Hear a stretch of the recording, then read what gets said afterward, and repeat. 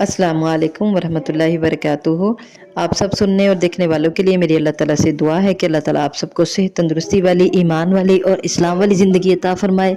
तो अल्हम्दुलिल्लाह हम पढ़ रहे थे सिलसिला सलातो अस्कार, उसमें इंशाअल्लाहुल अज़ीज़ बहुत प्यारी दुआ आज हम पढ़ेंगे। सुबह शाम पढ़ी जाने वाली दुआ। सुबह शाम ये दुआ 10 मरतबा पढ़ते हैं।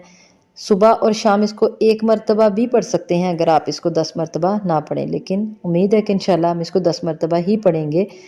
तो इसकी फ़जीलत देखें। वैसे तो अल्हम्दुलिल्लाह जो भी दुआ पढ़ते हैं अल्लाह ताला ने उसका बहुत ज़्यादा अजर व सवाब रखा है, लेकिन इसका अजर सवाब और इसकी फ़जीलत सुन के तो बहुत दिल खुश होता है। जो फ़जीलत इसकी सुबह के वक़्त दुआ पढ़ने से है, वही फ़जीलत उसकी शाम के वक़्त भी ये दुआ पढ़ने से है।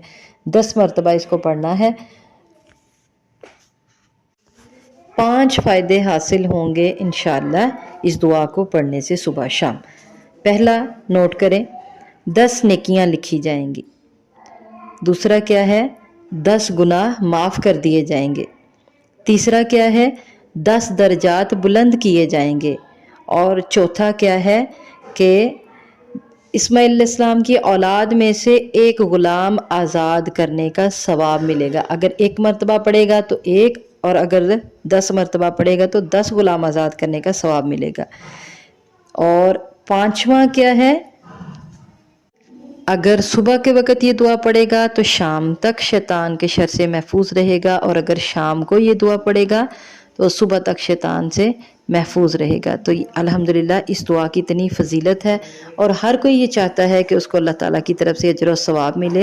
तो आइए अब दुआ पढ़ते हैं। बहुत छोटी सी दुआ है। नहमदुहु व नसल्ली अला रसूलिहिल करीम।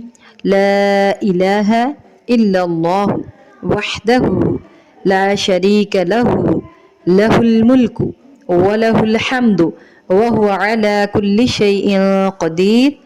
अल्लाह के सिवा कोई माबूद नहीं, वो अकेला है, उसका कोई शरीक नहीं, उसी की बादशाहत है और उसी की तारीफ़ है, और वो हर चीज़ पर कामिल कुदरत रखता है।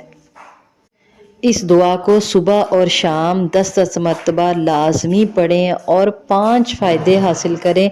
और सबसे बड़ा फ़ायदा उनमें से ये भी है कि नबी करीम सल्लल्लाहु अलैहि वसल्लम की सुन्नत अदा होगी, और उनसे मोहब्बत का तकाजा भी यही है कि जो अमल नबी करीम सल्लल्लाहु अलैहि वसल्लम ने किया हम भी वही अमल करें। अल्लाह हम सबको अमल करने की तौफीक अता फरमाए।